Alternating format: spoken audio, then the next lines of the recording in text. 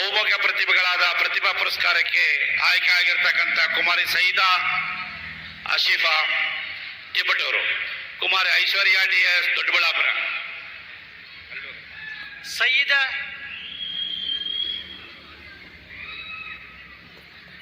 ಆಸಿಫಾ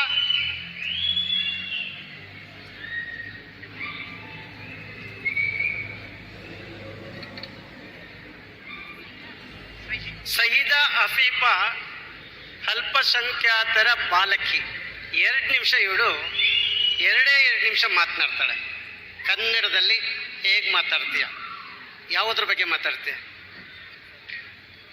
ಈ ಪ್ರೋಗ್ರಾಂ ಬಗ್ಗೆ.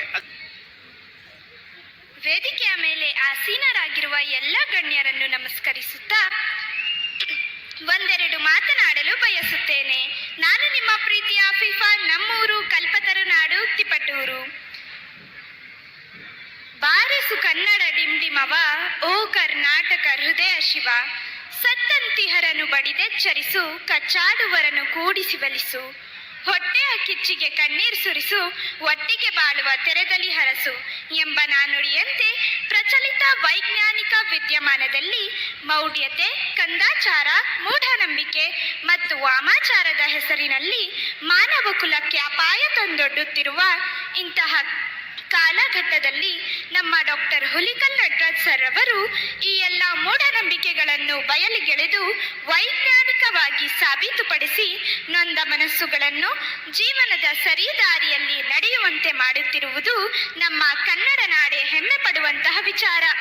ಇಂತಹ ಸಾಧಕರು ತಿಪಟೂರಿನ ಕಾರ್ಯಕ್ರಮದ ವೇದಿಕೆಯಲ್ಲಿ ನನ್ನನ್ನು ಗುರುತಿಸಿ ಇಂತಹ ಬೃಹತ್ತಾದ ವೇದಿಕೆಯಲ್ಲಿ ನನ್ನಂತಹ 7ನೇ ತರಗತಿಯ ವಿದ್ಯಾರ್ಥಿನಿಯನ್ನು ಸನ್ಮಾನಿಸುತ್ತಿರುವುದು ನನಗೆ ದೊಡ್ಡ ಜವಾಬ್ದಾರಿಯನ್ನು ಕೊಟ್ಟಂತಾಗಿದೆ. ಆದ್ದರಿಂದ ನಾನು ಇನ್ನೂ ಚೆನ್ನಾಗಿ ವಿದ್ಯಾಭ್ಯಾಸ ಮಾಡಿ ಹುಲಿಕಲ್ ನಟರಾಜ್ ಸರ್ ಅವರಂತಹ ಸಾಧಕರ ನಡೆಯನ್ನು ಅನುಸರಿಸಿ ನಮ್ಮ ದೇಶಕ್ಕೆ ನನ್ನಿಂದ ಆದಷ್ಟು ಸೇವೆಯನ್ನು ಮಾಡಲು ನಾನು ಸಂಕಲ್ಪಿಸುತ್ತೇನೆ.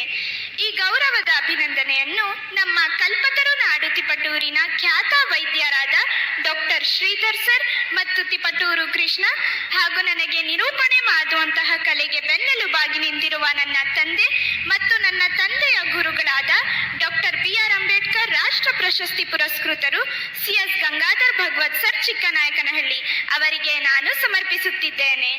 ಕನ್ನಡ ನನ್ನ ಕನಸು, ಕನ್ನಡ ನನ್ನ ಮನಸ್ಸು, ಕನ್ನಡಿಗನೆಂಬ ಹೆಮ್ಮೆ ಸೊಗಸು, ನಮ್ಮಲ್ಲಿ ಕನ್ನಡವನ್ನು ಇಳಿಸು, ಎಲ್ಲೆಲ್ಲೂ ಕನ್ನಡವನ್ನು ಬೆಳೆಸು. ಜೈ ಕನ್ನಡ ರಾಜ್ಯ.